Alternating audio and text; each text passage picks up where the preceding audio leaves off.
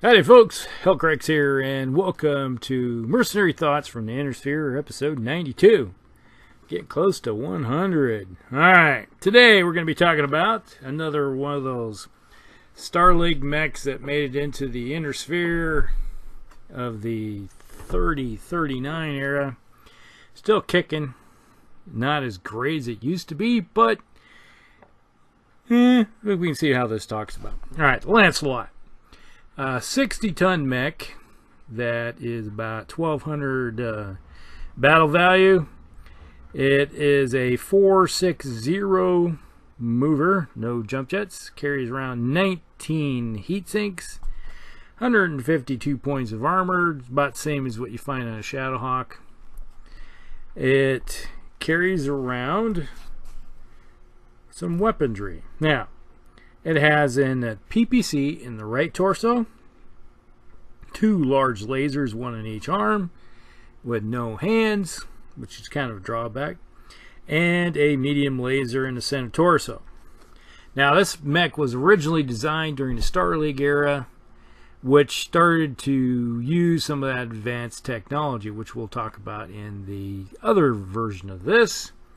But in the meantime, what we're going to do is just talk about this one as it is in the 30-39 era. Now, it's not a bad mech. It's a 4.6. It's not fast. It's not slow. It's just your run-of-the-mill average mover, being at 4.6. Doesn't have jump jets, so it does have some problems when it comes into heavy, hard terrain, water, getting around obstacles, like buildings and stuff like that. But, you got a lot of other mechs out there that have the same problem, and you just have to deal with it if you have yourself one of these things. Now, one of the interesting things about it, it has the 2 large lasers, and it does have those 19 heat sinks, so it really doesn't have too much of a problem when it comes to heat. When you look at it, it can fire 2 large lasers and not have any problem with heat. Okay, that's 16 if it walks, 17 if it runs, 18. Or it can fire a PPC and a large laser. That's 18 and walk. Doesn't heat up. And then if it runs, it goes up by 1. So you could do that for 4 turns before you'd have to shut something off and cool off a little bit. So it's one of those things that it doesn't worry too much about the heat problem. Now, if you get in really close, you got a medium laser. So if you fire the 2 large lasers and a medium laser, that's 19. If you walk, 20. So you go up 1. If you run, you go up 2. Okay. So you can run for 2 turns and fire. Then you're going to have to do something like probably shut off the medium laser, not use it, and drop 5 points of damage potential. But you're going to cool off and not lose any of your movement, because when you have a mech that is a 4.6, and if you drop it down to a 3.5, it's taking a lot more effort to get that modifier for, the +1, +2 type of thing. So it's not in your benefit to ever heat your mech up, because when you heat up, you start slowing down, and then when you start slowing down, your enemy has an easier time of hitting you. And if you get hit easier, obviously you're going to lose armor, and eventually you're going to lose a mech. So you have to balance how you're going to look at the kind of heats you're going to elevate this thing by. I'm always the type of person, I like to manage it quite well. If you ever played against me, it's like everybody used to ask me how hot my mech is. It's got to be hot. And then is like after so many years, it's like, no, it's like they realize that I'm pretty good at keeping the mech heat down, and if they do, it's like it's probably going to be 4 or under. I don't like heating up my stuff, and I like to not shoot myself in the foot as much. Now, how do you use this thing? Well, if it was the other version, which we're going to be talking about, it's the Scout, but this is more of a line mech, being that, well, it's not fast, but it doesn't have a lot of armor to fall under what you usually see with a lot of heavies, So I like to use this thing more into, you get into the Centurions, the Hunchbacks. You know, you're looking at your medium mechs that are the 4/6 movers. You throw them in with one of those when it's this version here, the 02 version.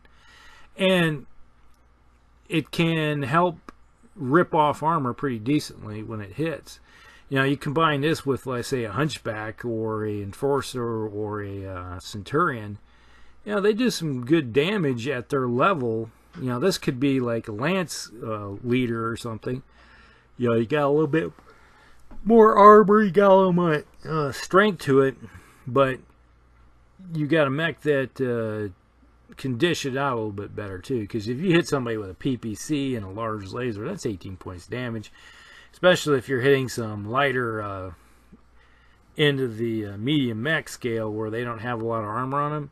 You get hit with 18, that's, especially if it goes in one spot, they're going to know it. You know, you're going to be ripping most of the armor off in that spot or going internal and getting a crit. Now, this is one drawback of this mech. It doesn't have anything to really go crit hunting with. You know, you get a lot, that's why you have to combine this with another mech that has a lot of SRMs or something of that nature if you're into crit hunting. Now, this mech's really good for tearing off the armor of a mech. Now, you look at it as like the order of operations, I always like to call it. It's like you look at your mechs that have the best chance of tearing off armor off something. You shoot those first, all right? You got those mechs that have large lasers and PPCs or autocannons that will tear off large blocks of armor off a mech. You hit them first, shoot them first, hit the mech first, and then you follow up with your crit hunters. Let's say you got a javelin and they got a couple SRM6 or something, and you follow up with those, and if you get 2 SRM6 hits, you know, that's a lot of chances to get into those nice juicy open spots to get crits. And then, as we know, if you start funneling crits in, especially mechs that carry a lot of ammo, you know, you have a good chance of a lot of mechs that we've talked about. Some mechs have a 1 in 5, 1 in 3, 50% chance of hitting ammo. And if you hit the other spot first, and you almost have 100%, you increasing your odds every time you take something out of an area. So if you funnel a lot of stuff in, trying to get it into somebody's flank, and you're looking at, so, all right, this guy has, you know, this guy's carrying a lot of ammo.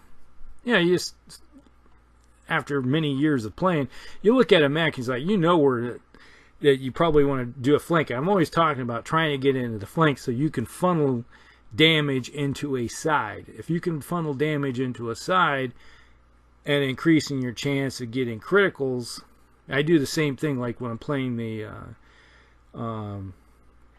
RTS game,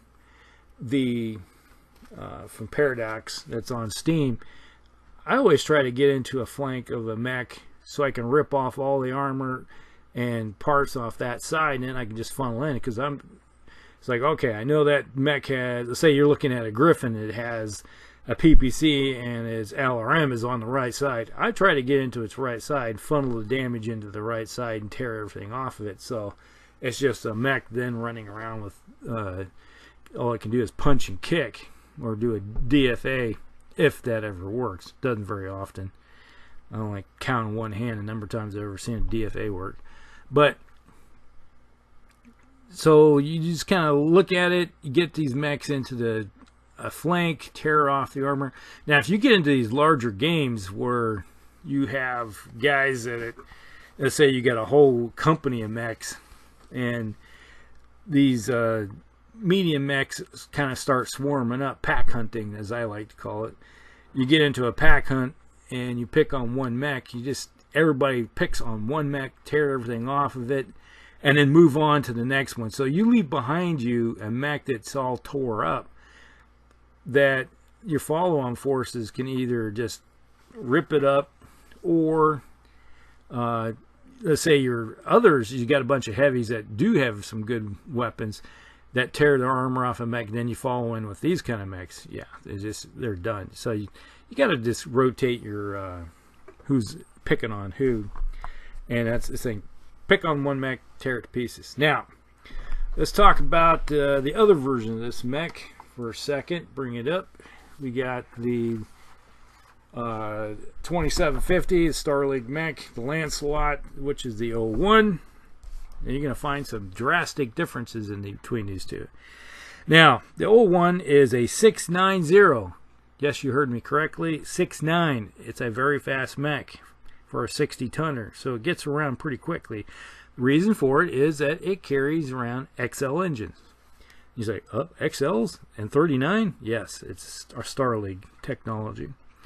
Carries around 13 double heat sinks. Yes, double heat sinks. So it can dissipate 26 points of heat, and this thing will create average of 26 heat if it's firing everything correctly. Now, it still has 152 points of armor, so nothing's changed there. It still has the PPC in the right torso, two large lasers in the right and left arm, and then it carries a medium laser in the center torso. So it's basically the same mech, except it's faster because it has XL engines.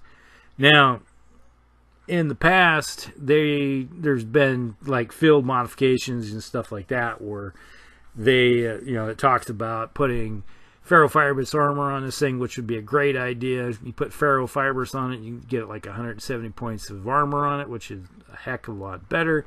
And then you could either put on Indo Steel on this thing. And if you put Indo Steel on it, new chassis, beef this thing up so that you're looking at another 4 tons. You could put this thing with another 4 tons, or 3 tons, I mean. Increase the armor, so you could go up to over 200 armor value. So this thing would be a tank, which would be really good. So you got a 6, which you definitely need, because if you got XL engines, you want more armor, because you lose a torso, you're dead. That's all it takes with XL engines, which is the major drawback, which I really, especially when you're getting later on, when we're talking about fighting clans, mechs die quickly if you have XL engines.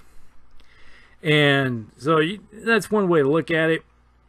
Or you can take those 3 tons and put on a little bit more armor, 2 more medium lasers. So another one in the center torso, another one in, say, the head or something. So you got 3 medium lasers. So and then give this thing an ER-PPC and give it a little bit more range with the big gun, and you're eliminating the point-blank range modifiers for in close, which is a nice thing with an ER weapon like with PPC. So that's one modifiers I would like to do is so you look at it that way, and you can get in close. That's one thing I like about it is, say you got 2 large lasers and 3 medium lasers. So you got 16 and 9, that's 25. You can dissipate 26. So you look at it that way, the only time you're heating up is if you run. Okay. So that gives you a little bit better in close, up in your face type of capability. And you got a little bit longer range with an ER-PPC to shoot a little bit farther than the standard 18. I kind of like that. And then if somebody does get in close, and if you want to fire the PPC at point blank range, so you could fire PPC and then the 3 medium lasers, that's 24, and you could run also, and you wouldn't worry about heat too. So there's ways of looking at it like that. That's kind of like some of the modifiers I would do if you are playing in the Star League era and you have access to Star League tech. Now, if you have one of these things and you go into the 3050 era where all the XL engines and the double heat sinks and Indo and ferrofibrous, all that is around, you got one of these things and you want to modify your mech, go ahead, go use that. That's a really good modification to do with this mech, is add some goodies on.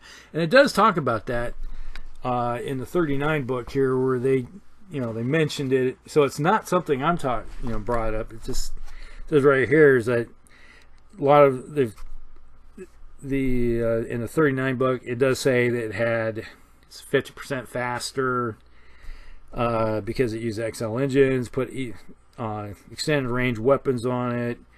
It also used ferrofibrous. They had other ones that put jump jets on it. They had the other ones that would use Indo-Steel. You're talking about any way of modifying a mech.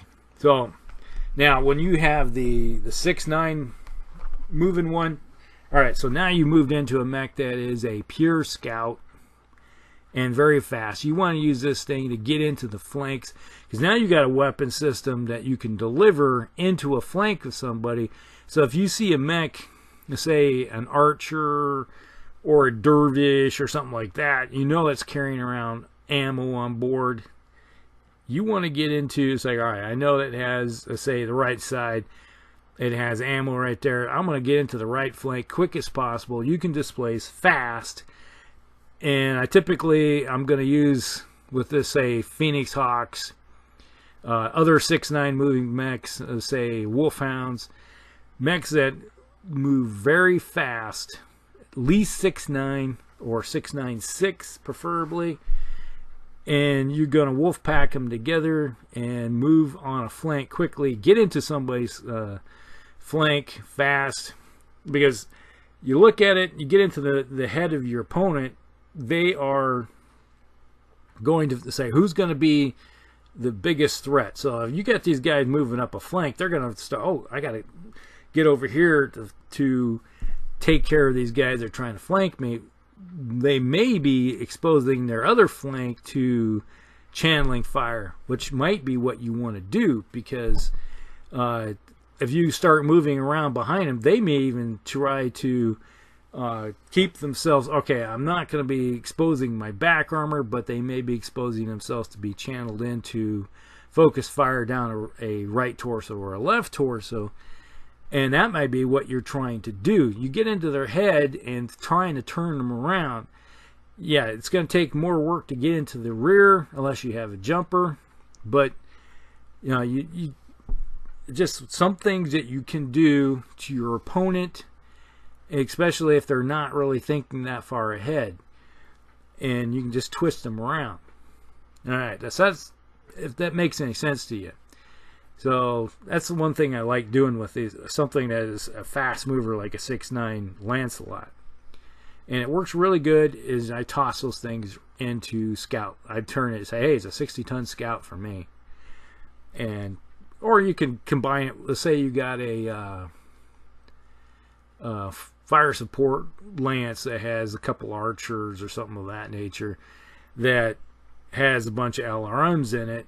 This guy could be some good heavy eyes and ears also, that if you want to use one of these to get in and around, because yeah, anything that protects your fire support units while they're trying to mess around with the fast mover that's trying to twist them into little circles, hey, so much the better.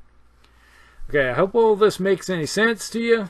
It's been kind of a long one. You know, these double ones where I'm talking about two different kind of mechs that are the same one and from two different eras. But hope you guys like them. Like and subscribe.